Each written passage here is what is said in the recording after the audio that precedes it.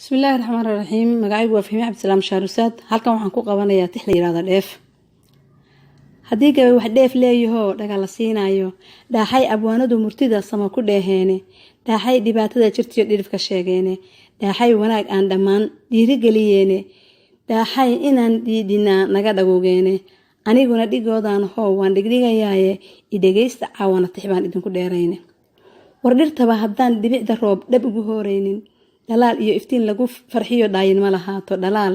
iyo iftiin lagu farxiyo dhaayin ma lahaato diintana haddaan lagu dhaqmayn waa dhigoo kale xaqa sidan u dhowrnaa waqad dheeftu la ekaane hargahaba haddaan dhudaha adag la isku dhinac soohin yarar iyo adayg iyo malaha dhumuc wax reebaaye midnimadu dhabtii waa waxay guul ku dhalataaye sid aan isugu dhaadanay dheeftu la ekaane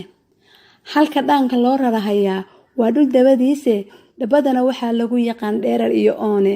haddaynaan dhexda u xiranin waan dhabar jabaynaaye dheelmashadii iyo socodkan gallay dheeftu la ekaane warwaataad dhismaha diinta aad dhab u jeclaydeene dhawaaqii rasuulkeenna waa u dhaga nugleydeene ha yeeshee dharaarahan dambaba waad isdhigateene sidaan diinta ugu dhiidhinay dheeftu la ekaane maantii riddadu ay dhacdee cadowgu soo dhoobtay sadiiq baa ku dhiiraday inuu dhabar adeygaaye haddii aanu dhexda u xiranin way dhumi lahaayeene sida loogu beerdhigo dhibtay dheeftu la ekaane